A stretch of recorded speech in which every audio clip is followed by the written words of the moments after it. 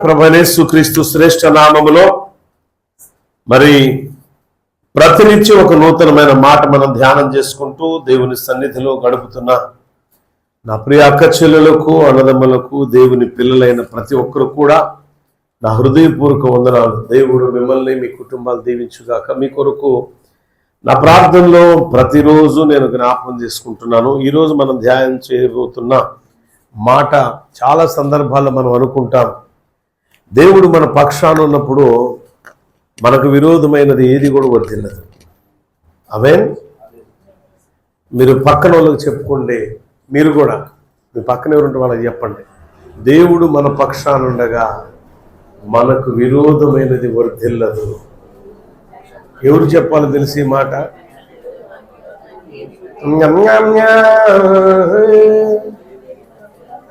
ఎవరి మాట చెప్పాలో తెలుసా? దేవుని పిల్లలు దేవుని పిల్లలకి చెప్పాలి. దేవుని పిల్లలు దెయ్య పిల్లలకి చెప్పడం కాదు. మీరు ఇప్పుడు దేవుని పిల్లలు ఎంతమంది ఉన్నారో అంతమందిని దేవుడు వర్ధిల్ల చేయబోతున్నాడు. ఎవరి దేవుని పిల్లలు?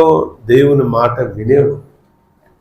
దేవుని మాట ఎంతమంది వింటున్నారు అంటే వినే వాళ్ళకి తెలుసు, వినని వాళ్ళకి అంతకంటే బాగా తెలుసు.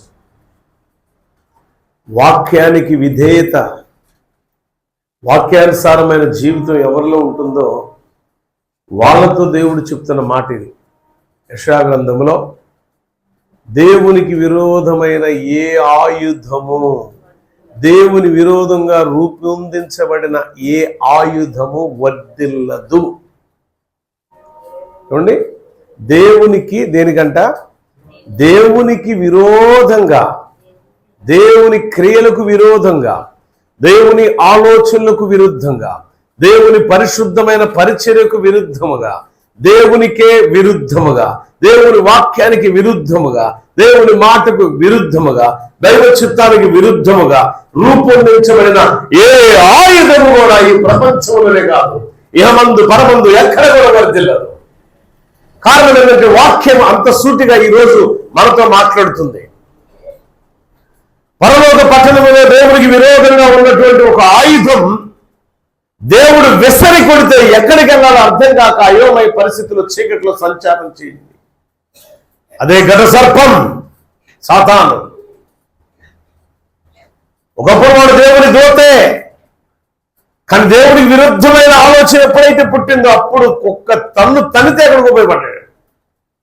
భూమి మీదకి వచ్చి పడి వాడితో ఉన్న సైన్య సమూహాన్ని కొంతమందిని చేరవేసుకొని మానవుల యొక్క మెదడులను ఈరోజు గలిబిలి చేస్తున్నాడు.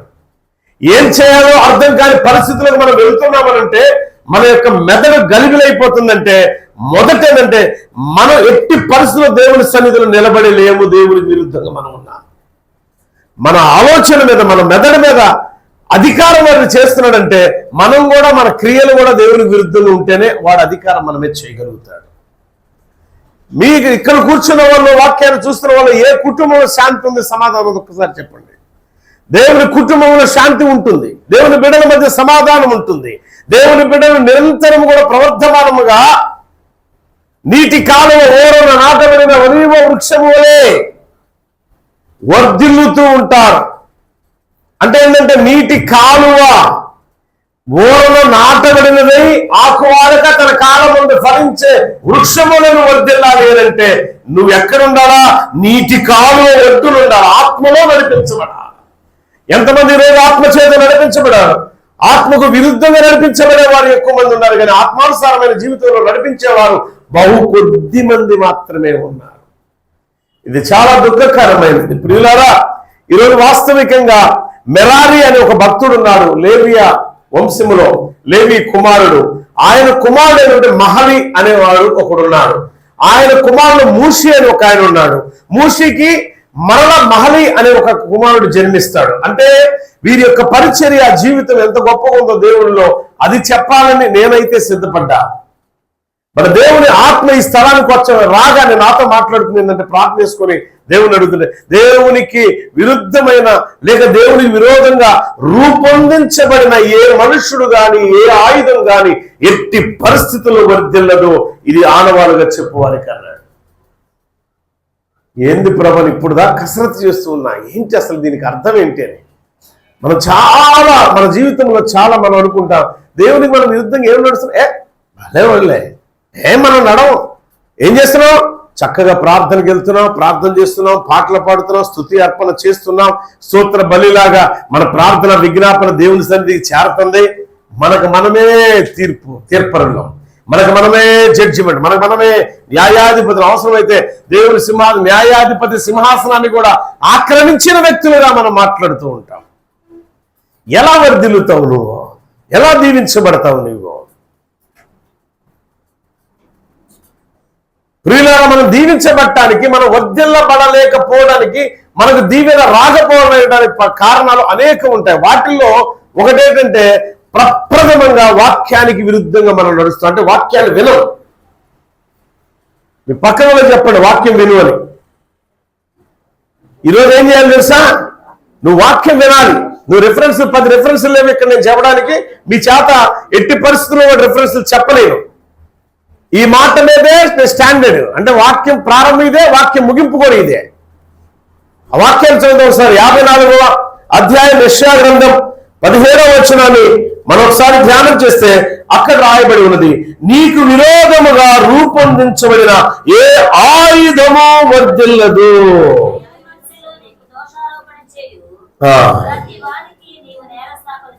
ఆమేన్, హల్లెలూయా. మనం నోరే కదా ఇష్టానుసారంగా మాట్లాడటానికి. నాలుగుంది, మాట్లాడదాం. ఏం మాట్లాడుతున్నావు నువ్వు? దేవుడు జడ్జిమెంట్ రోజు నీకు తీర్పు తీర్చే దినం ఉంది. అంటే మనం చచ్చిపోయిన తర్వాత దేవుని సింహాసనం దగ్గర జడ్జిమెంట్ నుంచున్న తర్వాత అప్పుడు సంగతిగా అనుకోబాక, వెర్రివాని వలె వెర్రిదాని వలె. దేవుని జడ్జిమెంట్ ఇప్పుడు ఎట్లా ఉందంటే ఇప్పటికిప్పుడు ప్రారంభం అవుతుంది జడ్జిమెంట్, తెలుసా?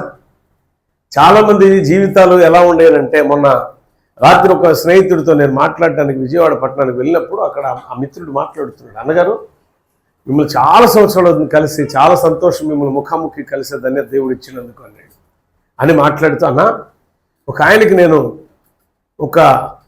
ఇది లాంగ్ పీరియడ్, లాంగ్ టైంలో ఒక 5 CR నేను ఇచ్చాను. నేను మా బ్యాంక్ ద్వారా నేను 5 CR ఇచ్చాను. ఆ 5 CRతో టాప్ పొజిషన్కి వెళ్ళిపోయేవాడు. ఏ పొజిషన్కి వెళ్తాడట? టాప్ పొజిషన్కి వెళ్ళిపోయాడు. నిజమే. ఆ 5 CR ఇన్వెస్ట్మెంట్ ఏం చేశాడంటే, ఒక షాపుకి వచ్చి ఆయన పెట్టిన ఇన్వెస్ట్మెంట్ ఎంతరా బాబు అని అంటే 20 లక్షలు అంట. ఎంత? 20 లక్షలు. కొనుగోలుతో, భూమి కొనుగోలు ప్లస్ కన్స్ట్రక్షన్ కలిపి. ఆయనకు ఒక షాపుకి వచ్చింది ఎంత అంటే 70 లక్షలు. ఎంత? ఎంత ప్రాఫిట్ వచ్చింది షాప్కి? దానిలో 40 షాపులు, 4 ఏళ్ళు. వాక్యం కూడా మీరే ఎక్కువ చదవాలి, టప్పి చదువుకున్నవాడు కంటే డాష్. దేవుని స్తోత్రం, హల్లెలూయా. అంటే దేవునికి విరుద్ధంగా రూపుదిద్దబడిన ఏ ఆయుధము వర్ధిల్లదు. న్యాయస్థానమందు, న్యాయ విమర్శ దినమందు దేవుని సముఖములో, ఎప్పుడంట? న్యాయ విమర్శ దినమందు దేవుని సముఖములో నిలబడినప్పుడు నీ నీతి క్రియలు ఏమున్నాయి అనేది లెక్కించబడుతుంది. నీవు దేవుని సముఖంలో నిలబడి ఉన్న సమయంలో నువ్వు అక్రమం ఏం చేశావు, అన్యాయం ఏం చేశావు, అబద్ధాలు ఎన్నాడావు, మోసకార్యాలు ఎన్ని రకాల మోసాలు చేసి నాశనం అయిపోయావో, జనాన్ని పాడు చేసావు, అవి మొత్తం వస్తాయి. బిడ్డలారా, నేను చెప్పినట్టు మరి ఆ వ్యక్తి మరి బ్యాంకులో డబ్బు తీసుకున్నాడు, 20 లక్షలు పెడితే 70 లక్షలు వచ్చింది, చాలా ప్రాపర్టీ సంపాదించుకున్నాడు అనుకొని ఆశతో విర్రమూగుతూ ఏం చేశాడు తెలుసా? లోకంలో ఉన్న సమస్త విధాలైనటువంటి పాపాలతో ముడిపెట్టుకున్నాడు. ఎట్లా ఏమవుతుంది ఆయన దగ్గరికి? పాపం కాదు, బ్రెయిన్ వాష్ చేసుకొని డబ్బు వస్తున్నసరికి పాపం వచ్చేసింది. సూపర్. అంటే 20 లక్షలు పెడితే ఎంత వచ్చింది? 70. 20 లక్షలు కట్టేస్తే ఆయనకి ఎంత మిగులుతుంది? 50 లక్షలు మిగులుతుంది. సుమారు 20 కోట్లు, ఒక దెబ్బకి 20 కోట్లు వచ్చేసింది. ఇంట్లో గది నిండా డబ్బులు నింపేశాడు. ఆయనతో ఉండేవాళ్ళు, ఆయన వెనకాల తిరిగేవాళ్ళు. ఎవడు చెప్పాడో తెలియదు కానీ తెల్లవారుజాము 5 గంటలకు ఇన్కమ్ ట్యాక్స్ రైడ్ చేసింది. మొత్తం ఊడి చేసినట్టు అయిపోయింది. పర్యవసానం అప్పులు కట్టలేక కుటుంబాన్నే పోషించలేని పరిస్థితి వచ్చి ఈ అవమాన భారాన్ని తట్టుకోలేక ఊరేసుకుని చచ్చిపోయాడు. మీలో డబ్బు దాచుకుందామని మీ డబ్బులు అట్లా దాచుకుంటే చెదలొచ్చి తినివేయును గాక. ముఖ్యంగా దేవుని సొమ్ము దొంగతనం చేస్తారే నీతిమంతులు కదా. అరే బాబా, దేవుని సొమ్ము దొంగతనం చేసేది నీతిమంతులు కదా. నీతిమంతులా? అలాంటి నీతిమంతులు అయితే వాళ్ళ దృష్టిలో వాళ్ళ నీతి. చెదలొచ్చి కొట్టడం చెదలు కాదు అక్కాయ్. నువ్వు ఏదో రకంగా నీ డబ్బు ఖచ్చితంగా రెట్టింపుగా పాడైపోయింది. చూసుకో, రాసి పెట్టుకో. ఇది దేవుని సొమ్ము దగా చేసేవారు దగా చేయబడతారు అపవాది చేతిలో. కష్టపడి చెప్పులు కుట్టింది జయమ్మ, కష్టపడి విమలమ్మ ఆ ఇంట్లో పనిచేస్తారు. వాళ్ళ కష్టార్జితం ఇష్టంగా దేవుని సమర్పించేటప్పుడు నేను ఎంత సంతోషపడతాను తెలుసా.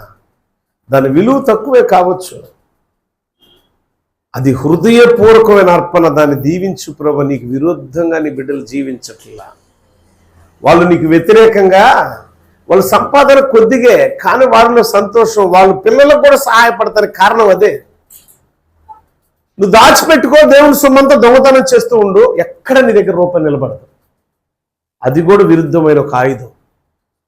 అది ఎట్టి పరిస్థితుల్లో వర్ధిల్లదమ్మా. రెండవది, శత్రువు ఆయుధాలు తయారు చేస్తాడు మన మీద. అంటే కుట్రలు. ఎవడట? కుట్రలు. శత్రువు ఏం చేస్తాడు? సాతానుగాడు అంటే కుట్రలు పన్నుతూ ఉంటాడు. ఎలాగైనా సరే, ఏ విధము చేతనైనా సరే మనల్ని పాడు చేయాలి. దేవుని పిల్లలుగా ఉన్న మనం వర్ధిల్లుతూ ఉంటాం, కానీ మనం పాడైపోవాలి. వాడి కోరిక ఏంటి? మన పతనం. కుట్రలు పన్నుతూ ఉంటాడు. మనం ఎక్కడన్నా ఒక ల్యాండ్ కొన్నా, లేదా ఒక బంగారం కొన్నా, లేక వస్త్రాలు కొనుక్కున్నా, లేదా బిడ్డలకు ఒక మంచి భవిష్యత్తునిచ్చి ఒక స్థాయిలో మనం నిలబెట్టినా, ఎట్టా మన జీవితాలను పాడు చేయాలి, ఎట్టా మనల్ని మన మీద కుట్రలు చేసి నిందలు అవమానాలకు మనల్ని గురి చేయాలని విశ్వ ప్రయత్నాలు చేస్తాడు సాతాను ఎప్పుడు కూడా. వాడి ప్రయత్నం ఏంటంటే దేవుని బిడ్డలు పాడైపోవాలా. ఆ ప్రయత్నాల్లో దేవుని పిల్లలు అనబడిన వారు కొన్ని సందర్భాల్లో భయం ఆందోళన వస్తుంది.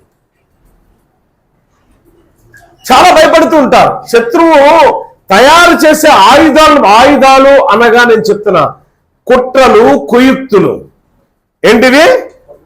కుట్రలు, కుయుక్తులు. ఎవరి మీద? దేవుని ప్రజల మీద, దేవుని పిల్లల మీద. ఎన్ని కుట్రలైనా చేయి, వాడు ఓటమే తప్ప జయం ఎట్టి పరిస్థితిలో ఉండదు వాడికి. అందుకే ఒక ధైర్యం కోసం, ఒక బూస్టింగ్ కోసం ఈరోజు నీకు నాకు దేవుడు ఒక వాగ్దానం ఇస్తున్నాడు. ఏంటో తెలుసా? దేవుడే మనకు స్వాస్థ్యము. మన ఆయుధం ఎవరు తెలుసు? ఇప్పుడు దేవుడే మనకు ఆయుధం అయినప్పుడు శత్రువు మన ఎదుట నిలబడగలడా? ఎన్నో రకాల కుట్రలు నా మీద, నీ మీద జరుగుతూ ఉంటాయి. ఎన్నో రకాలుగా మనల్ని అవమానాలు పాలు చేయాలని అపవాది రకరకాల వేషాలతో కుట్రలు, కుయుక్తులు పన్నుతూ ఉంటారు. సమాజంలో మనకు జరిగేది ఏంటంటే పచ్చగున్న కుటుంబాన్ని ఎలా ఆర్పివేయాలా అని చూస్తాడు. ఈ పచ్చగున్న కుటుంబం ఏంటి అని అంటే దేవుని పిల్లలే. అందుకని ఒక అద్భుతమైన పోలిక దేవుడు ఆయన పిల్లల్ని పోల్చాడు. చూడండి ఒకసారి ఏమని పోల్చాడు అని అంటే, 50 యెషయా గ్రంథం 5వ అధ్యాయంలో వెళ్తాను దాని దగ్గరికి. అది మూలవాక్యం. ఇప్పుడు నేను చదివింది కేవలం మూలవాక్యం. అంటే దేవునికి విరుద్ధం. నేను మూలవాక్యం ఏం చెప్తున్నానంటే, ఆయనకు విరోధంగా రూపొందించబడిన ఏ ఆయుధము వర్ధిల్లదు. ఇది మన అంశం. ఏంటట?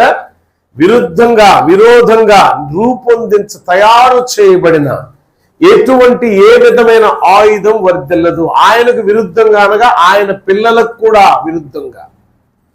ఆయన పిల్లలు అనబడిన మనల్ని దేవుడు ఏ విధంగా పోల్చుకున్నాడో ఇదే యెషయా గ్రంథం 5వ అధ్యాయము 7వ వచనంలో ఒకసారి చూద్దాం. ఇశ్రాయేలీయులను ఆయన ద్రాక్ష తోటగాను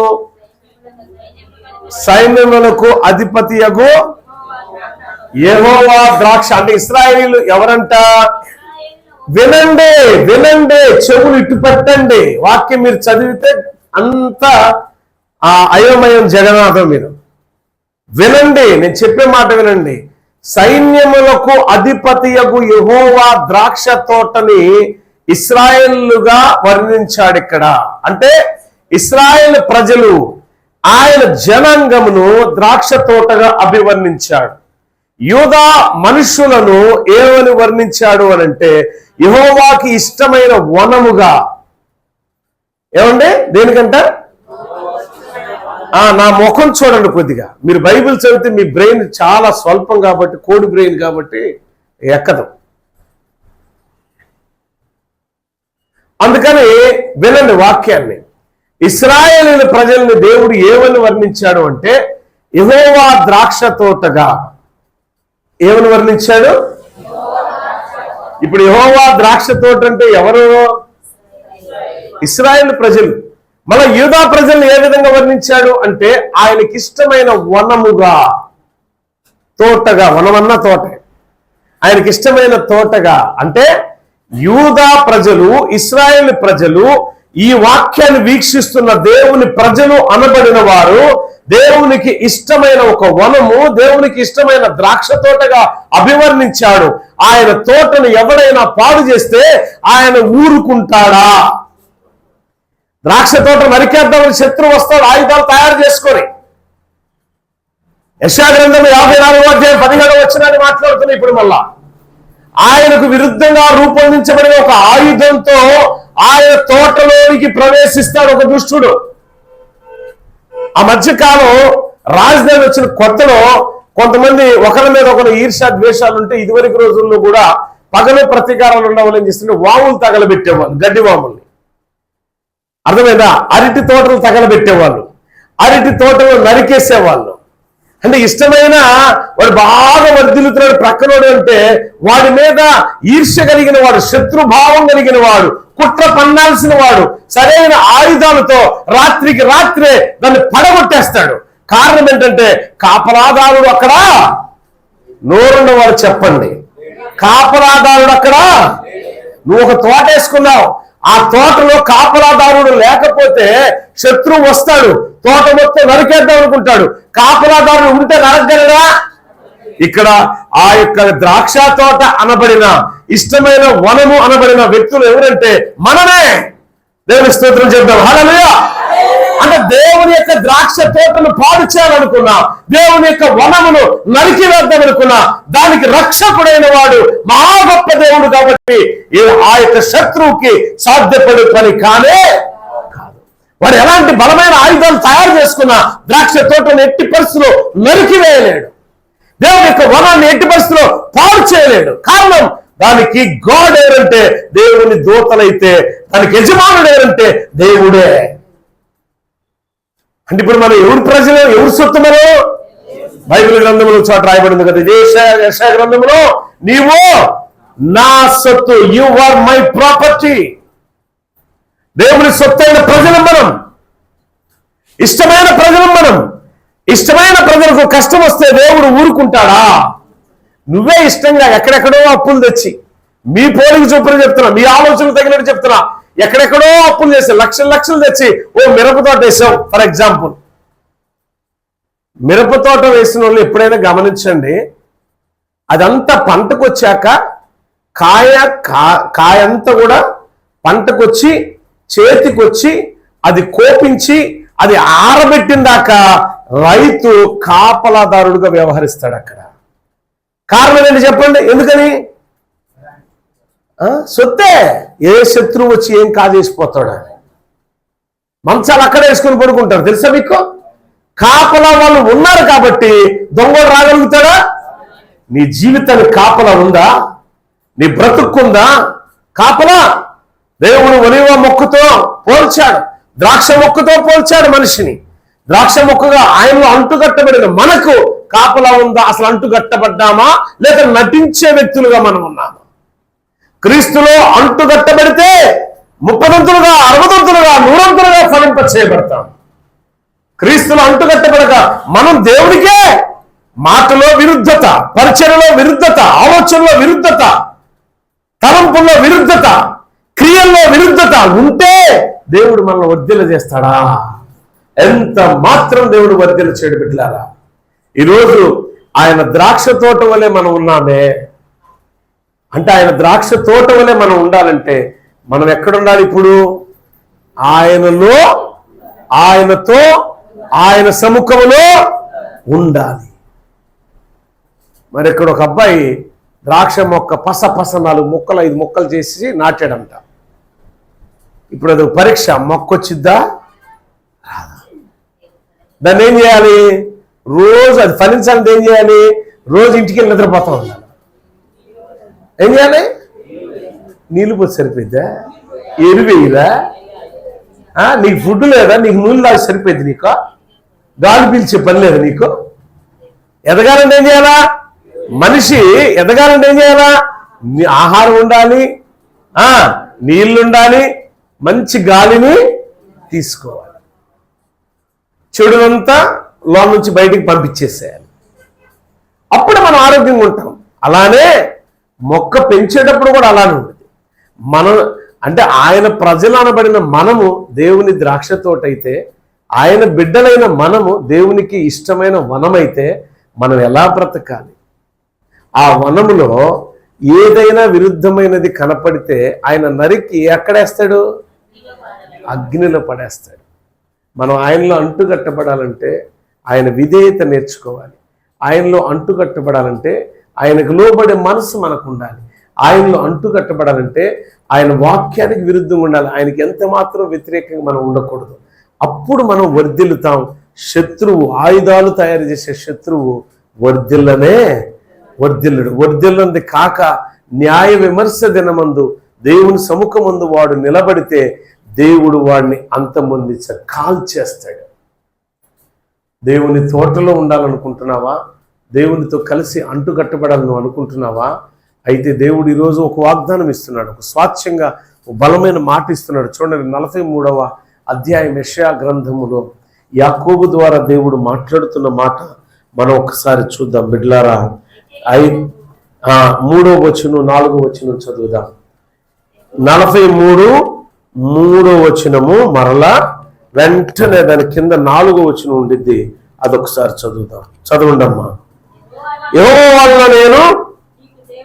యెహోవా అనునగు నేను నీకు దేవుడను, ఇశ్రాయేలు పరిశుద్ధుడు నేను, నిన్ను రక్షించువాడను, నీ ప్రాణ రక్షణ క్రయముగా ఐగుప్తుని ఇచ్చి ఉన్నాను, నీకు బదులుగా కూషును నెబానిచ్చి ఉన్నాను. నీవు నా దృష్టికి ఏందంట? ఆయన దృష్టికి మనం దేవునికి ప్రియమైన వ్యక్తులు ఉన్నామా? ఆ రోజు యాకోబుకి ఇస్తున్నాడు ఒక మాట, నీవు నా దృష్టికి నోరుండ వాళ్ళు చెప్పండి, నీవు నా దృష్టికి. మనం ప్రియుడుగా ఉన్నాం దేవుని దృష్టికి.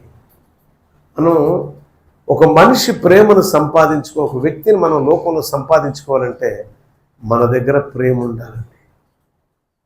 దేవుని దగ్గర బహుగా ఉన్నది ప్రేమ. అందుకే ఆయన ప్రేమ నేను ఎంత వర్ణించినా ఇంకా ఇంకా ఇంకా ఇంకా కొదువ.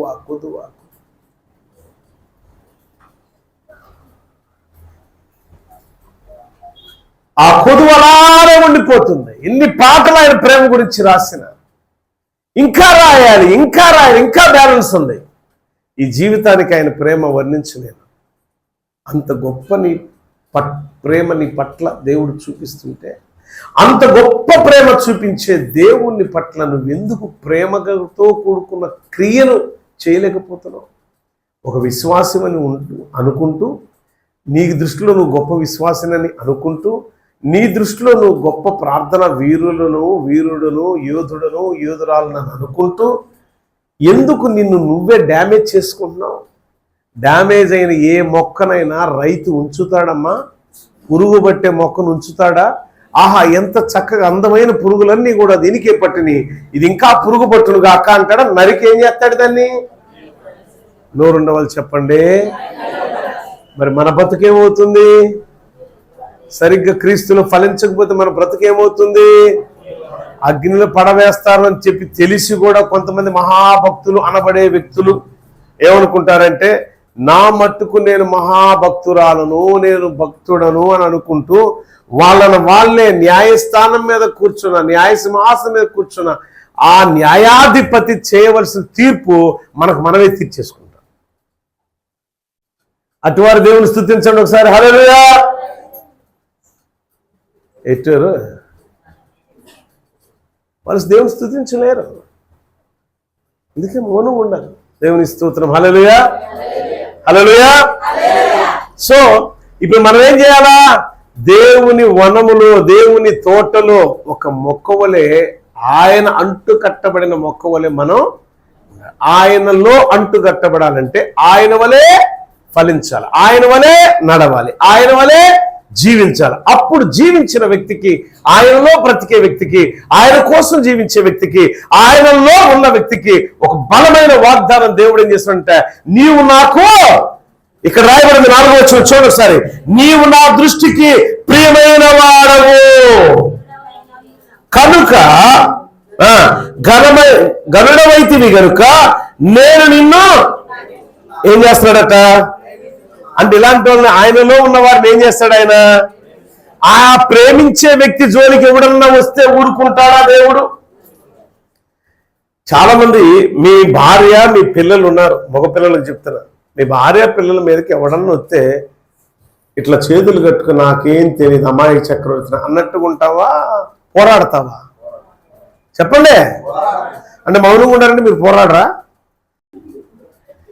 నిజమే కదా. చాలా మంది ప్రేమ ఉండి తనలేరు, అత్తో లేకపోతే పక్కింటి వాళ్ళు వచ్చి కొడతా కళ్ళు చల్లగా నేను అనుకుంటారా? మీరు అందరూ అట్లా అనుకునే వాళ్ళు కాదులే, మీరు మంచి వాళ్ళు.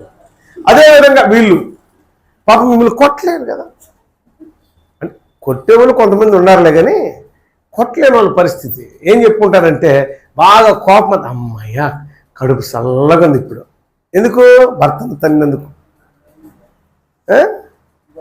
కొంతమంది అక్కాయలు ఉన్నారు, అరే ఇప్పుడే బాగా మాట్లాడలేదు రానంగా వచ్చేసేవాళ్ళు తమ్ముళ్ళు, కళ్ళ ముందే పట పట పట పట కొడుతుంటే, ఇప్పుడు నేనంటే ఇంత చూసావుగా అంటారు కొంతమంది అక్కాయలు. ఒకప్పుడు అట్టుంటే ఇప్పుడు డైరెక్ట్ అయిపోయిందంట. అయ్యా మీరే బాబా జాగ్రత్త, అయ్యా జాగ్రత్తగా ఉండండి, లేనిపోయింది. ఎందుకు? అందుకని ఏం చేయాలంటే ప్రార్థన చేయండి, ఆ కుటుంబాల్లో సమాధానం ఉండేది. ప్రార్థన చేయండి, ఆ కుటుంబం శాంతియుతంగా ఉండేది.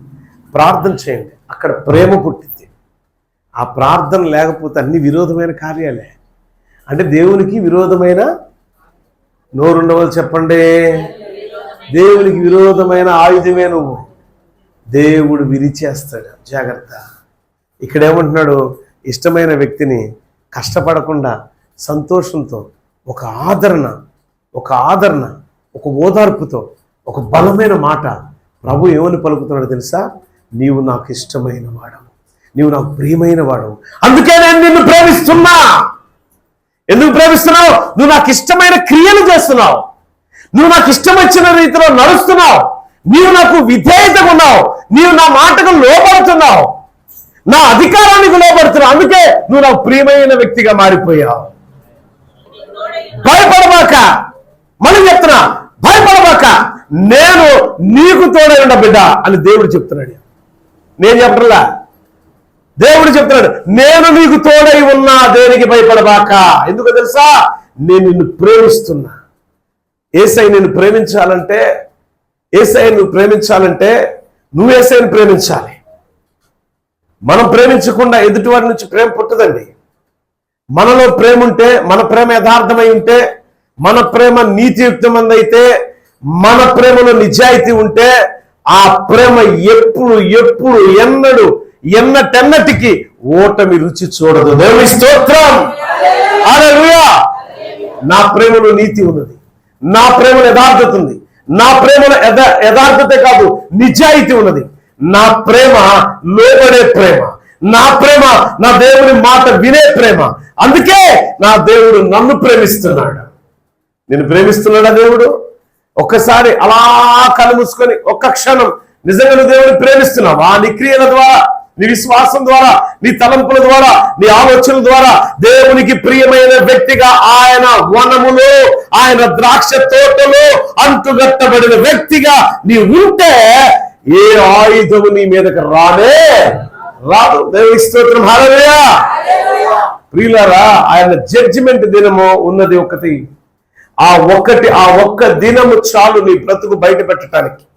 నువ్వెక్కడెక్కడ ఏ క్రియలు చేశావు, నువ్వెలా నడుచుకున్నావు, దేవునికి విరుద్ధమైన పనులు ఏమేం చేసావో అవి మొత్తం ఒక దినము అది ఆన్ స్క్రీన్ అని అంటాడు. ఆ స్క్రీన్ మీద నువ్వు చేసిన తప్పుడు పనులన్నీ వచ్చేస్తాయి. ఓ ప్రభా, ఆ ప్రొజెక్టర్ సరైంది కాదు, ఆ వేసేవాడు నాది కాదు, వేసి ముసుకేసి నా మాస్క్ వేసి ఎవడి చేత చేపించింది ఇది కుదరదు. మొదట నువ్వు కాదని దేవుడే అడుగుతాడు నిన్ను. ఈ డ్రెస్ నాదే, నిజమే.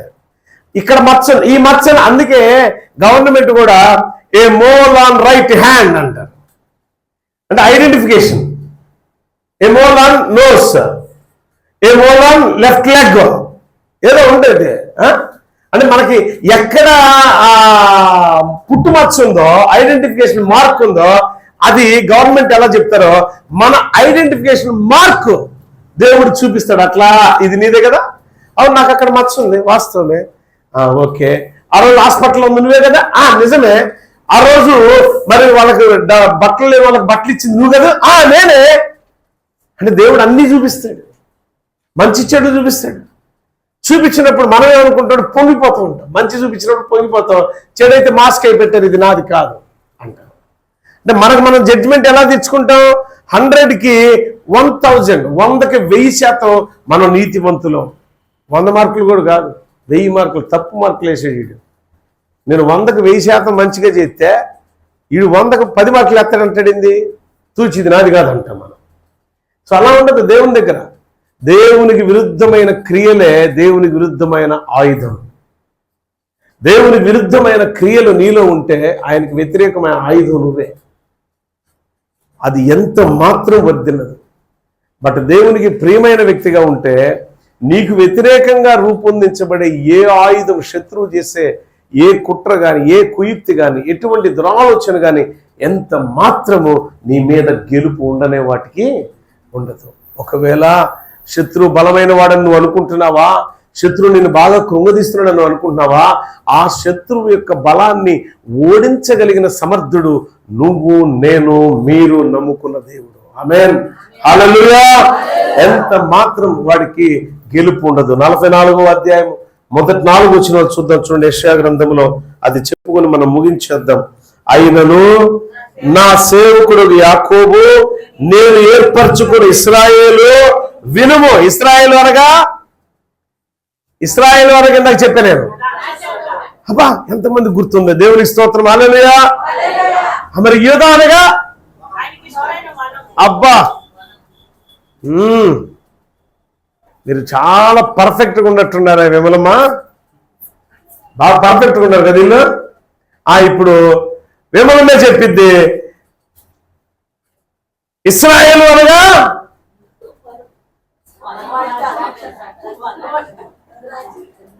చూసావా ఎవరు ఎంత బాగా వింటున్నారో? నేను అందుకనే మీరు వాక్యాన్నే వినండి, నా ముఖమే చూడండి అంటున్నా. ఇశ్రాయేలు అంటేనేమో దేవుని ద్రాక్ష తోట, యూదా అంటే ఆయన ఇష్టమైన, కష్టమైంది కాదండి, ఇష్టమైంది. వనములో అనేకం ఉంటాయి. ద్రాక్ష తోట అంటే ద్రాక్ష తోట ఒక్కటే ఉంటుంది. వనము అంటే అనేక రకాల మొక్కల కలయికతో నింపబడింది, అందమైన రూపం కలిగినది. ద్రాక్ష తోట అంటే ద్రాక్ష తోటే ఉంటుంది దాంట్లో. అయితే ఇశ్రాయేలు ప్రజలను ద్రాక్ష తోటగాను, యూదా ప్రజలను ఆయనకి ఇష్టమైన వనముగా, అంటే ఒక ద్రాక్ష మొక్కే కాదు, ఆయనకి ఇష్టమైన వనముగా నిన్ను నన్ను ప్రేమిస్తున్నాడు దేవుడు. చప్పటి కూడా దేవుని స్తుతిద్దామా? నిన్ను నన్ను ప్రేమించే దేవుడు మనతో ఉన్నాడు కదా, మనకు తోడై ఉన్నాడు కదా. అలాంటప్పుడు మనం ఎవరిని ప్రేమించాలి? ఇప్పుడు అడ్డమైన వాళ్ళందరూ ప్రేమించుకుంటూ పోతూ ఉండాలా? అడ్డమైన వస్తువులని ప్రేమించుకుంటూ వెళ్ళాలా? ఇష్టమైన డబ్బును బాగా ప్రేమించాలా? చెప్పండి. మీరు రాసి పెట్టుకోండి, మీ బైబిల్లో రాసి పెట్టుకోండి ఈ మాట. నువ్వు డబ్బు ఇష్టపడ్డావు అంటే ఖచ్చితంగా నాశనమైన తెగులు నీ మీదకి రాబోతుంది. నేనైనంతే, మీరైనంతే. ఒక బాధ్యత ఉండాలి. డబ్బు విషయంలో ఎలా ఉండాలంటే కుటుంబ పోషణ కోసం, మన అవసరతల కోసం, అలానే ఎలా మనం డబ్బును సంపాదిస్తామో దేవుని పరిచర్య కూడా అలా డబ్బును ఉపయోగించాలి. ఖచ్చితంగా దేవుని సాక్షిగా నిలబడతాను. నాకు వచ్చే ప్రతి రూపాయిని నేను ఒక టార్గెట్ పెట్టుకున్నాను. యెహోవా మహోన్నతుని యొక్క ఆశ్రయపురం. ఖచ్చితంగా నా జీవిత లక్ష్యం అది. మహోన్నతుని ఆశ్రయం. అది ఎన్ని లక్షలైనా ఎన్ని కోట్లైనా దేవుడు నాకు ఇచ్చి మొత్తం దానికే పెట్టేస్తాను. అది ఎవరికో తెలుసా? నాకు కాదు, దేవునికి మాత్రమే అది వాడబడాలి. నా లక్ష్యం ఇది. మరి నా పిల్లలుగా ఇక్కడ ఉన్న మీరు ఎలా ఉండాలా? మీ లక్ష్యం ఏంది? మీ టార్గెట్ ఏంది? ఏమి లేదమ్మా, ఏమిలే. 1000 రూపాయలు ఇస్తే ఎందుకు దేవుడు దశమ భాగం ఇవ్వాలి? దొంగతనం చేయి. నువ్వు ఇచ్చే 100 రూపాయలు కూడా దొంగతనం చేయాలి. 10,000 వస్తే 1000 రూపాయలు, అమ్మో 9,000 ఉంటాయి. ఒకప్పుడు నేను కూడా దేవుళ్ళలోకి రాకముందు అలానే అనుకునేవాడిని. ఆమె కానుక ఇస్తుంటే దశమ భాగం నీకు ఇంత వచ్చింది తీ అని అంటే నేను అనేవాడిని, వద్దు తగ్గుతాయి, సగం తీసుకోలే అనేవాడిని. అంటే సగం దొంగతనం చేసేవాడిని. ఆ దొంగ బుద్ధి మానేయండి. అప్పుడు ఆయనలో అంటుకట్టబడతారు. దొంగ బుద్ధి ఉండంత కాలం మీ బ్రతుకు ఎక్కడ వేసిన గొంగల అక్కడే. ఆయనలో అంటుకట్టి ఉండండి. నేను చెప్తున్నా, 1 సంవత్సరం చూడండి మీ బ్రతుకు ఎలా మారిపోయిద్దాం. నేను ఇదే మాట, ఇదే ప్రసంగం, ఇదే విధంగా డిసెంబర్ మాసంలో చెప్పా, సెమీ క్రిస్మస్ టైంలో. అదే టైంలో అది అయిపోయిన తర్వాత జనవరిలో చెప్పా, ఖచ్చితంగా దేవుడు ఈ సంవత్సరం మా కుటుంబాన్ని బహుగా వర్ధిల్ల చేయబోతున్నాడు అని. ఇది నా ఘనత కోసం కాదు, అది దేవునికి మహిమ, ఘనత, ప్రభావం కలుగుతాక. దేవుడు ఏం చేస్తాడో చూడండి. ఇటుకో గృహాల్లో మనకు సైట్ లేదు కదా, దేవుడు ఖచ్చితంగా సైట్ ఇస్తాడు. దేవుడు మందిరం కట్టిస్తాడు. దేవుడు సేవకులను తయారు చేస్తాడు. నేను ఎంత కష్టపడుతున్నానో, రోజు మొత్తం ఒకసారి భోజనం చేస్తున్నాను నేను ఇప్పుడున్న పరిస్థితిలో. మీకు తెలియదు. అది ఒక పట్టుదల, ఒక దీక్షతో దేవుని పని గొప్పగా చేయాలని నేను పరిగెడుతున్నాను. చేస్తాడు దేవుడు. నా నమ్మకం అది, నా విశ్వాసం అది. నేను ఇంత కష్టం, ఇంత శ్రమ ఎందుకు పడుతున్నానంటే దేవుడు బాగా మహిమపరచబడాలి, దేవుని గొప్పగా హెచ్చించాలి, అనేకులకు మాదిరికరమైన జీవితం జీవించాలి. ఈ లక్ష్యంతో నేను పనిచేస్తున్నాను. ఎవరు కూడా ఎక్కడ కూడా నాకు ఎంతమంది ఎన్ని దేశాల్లో వ్యక్తులు నాకు తెలిసిన అసలు ఫారినర్స్నే వదిలిపెట్టేసాను నేను. చాలామంది నన్ను రమ్మని ఇన్వైట్ చేస్తున్నారు. ఇప్పటికి ఈ రోజు కూడా ఇన్వైట్ చేస్తున్నారు. రేపు 17వ తారీఖు నుంచి, ఈ నెల 17వ తారీఖు నుంచి 23 దాకా మీటింగ్స్ ఉన్నాయి నాకు ఆఫ్రికాలో. నేను వస్తానన్నా, కానీ మనసు ఎందుకంటే కాదు, ఒక లక్ష్యం వైపు మనం పరిగెడుతున్నాం, అటే వెళ్ళాలి మనం అనిపించింది. మీకు నేను దూరంగా ఉండట్టు అనిపించవచ్చు, నా మనసు ఇక్కడే ఉంటుంది.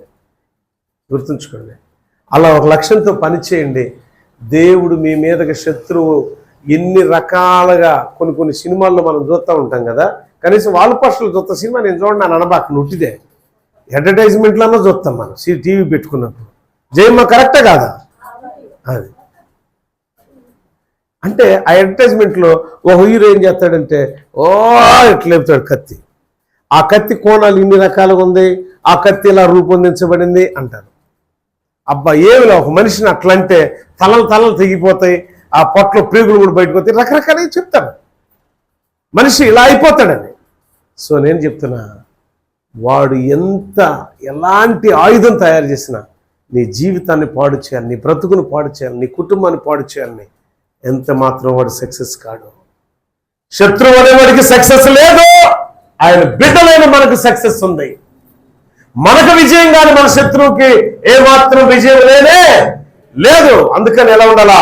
దేవునికి ప్రియమైన పిల్లలుగానే మనం ఉండాలి. 44వ అధ్యాయము 1వ వచనం చదవమని ఒకసారి టప్పి చదవండి.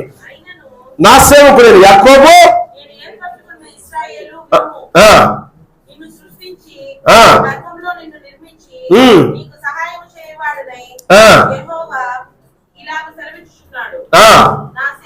నా సేవకుడు యాకోబు నేను ఏర్పరచుకునే యెషూరును భయపడద్దు.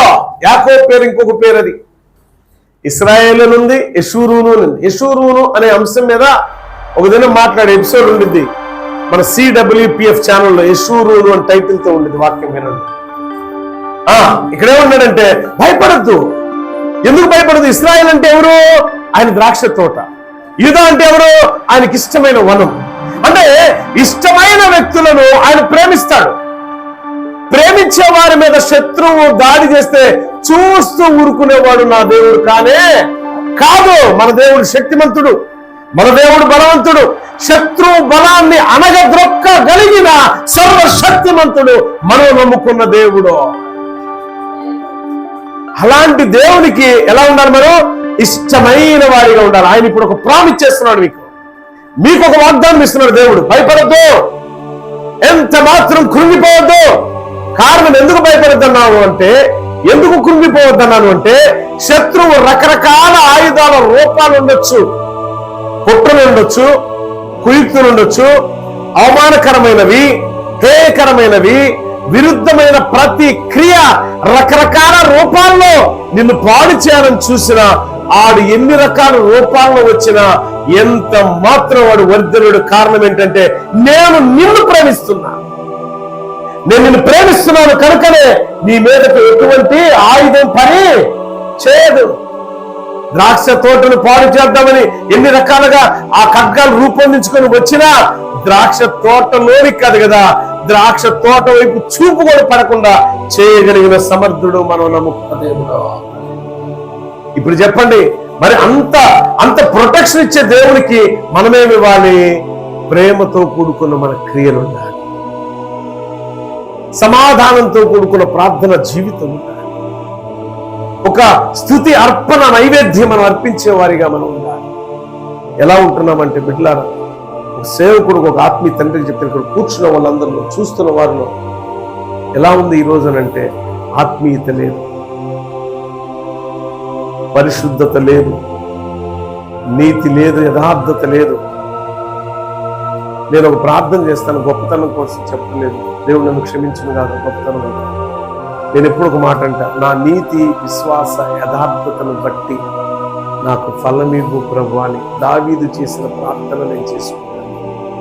నాకేదైనా ఒక కార్యం జరగాలంటే, ప్రభువా నీతి యథార్థతను బట్టి నాకు కార్యం చేయు.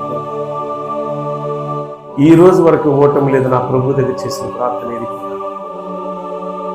మహోన్నతుని ఆశ్రయపురం అనేది దేవునికి అంకితమైనది. అది ఎన్ని లక్షలైనా ఎన్ని కోట్లైనా అది దేవునిది కానీ నాది కాదు. కానీ దేవుడు ఇస్తాడు అనే ఒక విశ్వాసం. మరొకసారి మన మందిరం గురించి ఎన్నోసార్లు చెప్పాను, ఈ మందిర రూపురేఖలు కూడా దేవుడు కంప్లీట్గా మార్చేస్తాడు. దేవునికి ఎట్లా ఉంటే ఇష్టమో అలా ఉండిద్ది మందిరం.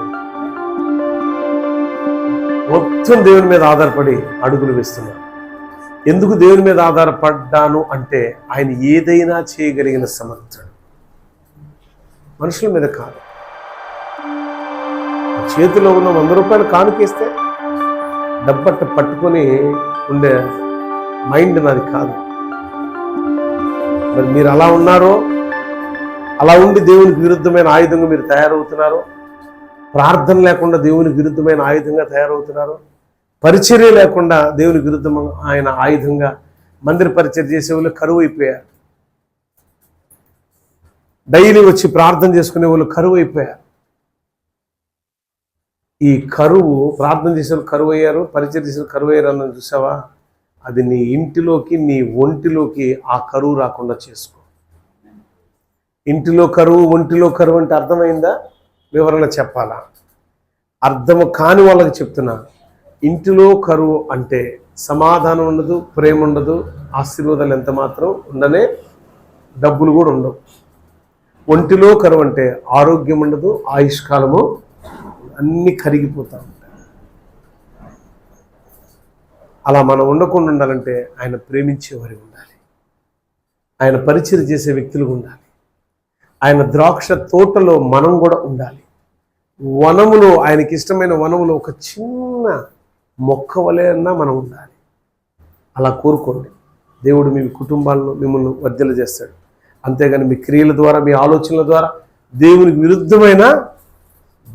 విరోధమైన ఆయుధంగా మీరు తయారు కావద్దు.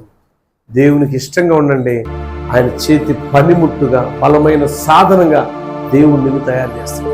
దేవుడి మాటలు దీవించి ఆశీర్వదించుగాక. ఆమె ప్రార్థన చేసుకుని, మహాపరిశుద్ధుడా నీకు స్తోత్రాలయ్యా, నీకు విరుద్ధంగా కాదు కానీ నీకు అనుకూలమైన జీవితాలు మాకు దయచేయండి. మా క్రియల ద్వారా, మా ఆలోచనల ద్వారా, మా తలంపుల ద్వారా ఇప్పటి వరకు నీకు విరుద్ధంగా నడిచామేమో అయ్యా, నీకు ఇష్టంగా మమ్మల్ని బ్రతికించండి ప్రభు. ఈ వాక్యాన్ని వీక్షించిన బిడ్డలను దీవించండి, ఫార్వర్డ్ చేసిన బిడ్డలను దీవించండి. ఎవరైతే ప్రార్థన అవసరతలో ఉన్నారో, ఎవరైతే ప్రేయర్ రిక్వెస్ట్ కోరుకుంటున్నారో, వారి అవసరత ఏంటో నిశ్చయముగా వారి అవసరత అక్కడకు తీర్చండి. నిశ్చయముగా నీ మేలును దయచేయండి. నేనున్నా భయపడబాక అని ఒక స్వాచ్ఛం నీవై మాకున్నప్పుడు నేను దేనికి భయపడాల్సింది? అటు ధన్యత మాకు అనుగ్రహించిన వర్తినొచ్చు. CWPF ఆర్గనైజేషన్ దీవించండి, ఆశీర్వదించండి, మా బ్రతుకులు ఆశీర్వదకరంగా మార్చమని యేసయ్య శ్రేష్ఠ నామములో అడుగుచున్నాను. ఆమేన్. God bless you. దేవుడు మిమ్మల్ని, మీ కుటుంబాలు దీవించండి. మీ ప్రతి ప్రార్థన అవసరత నెంబర్ ఉంది, వాట్సాప్ ద్వారా మెసేజ్ చేయండి, లేదు ఫోన్ కాల్ చేయొచ్చు. మీ అవసరత అగ్రత క్రీస్తు కృపలో తీర్చబడుగాక. ఆమేన్.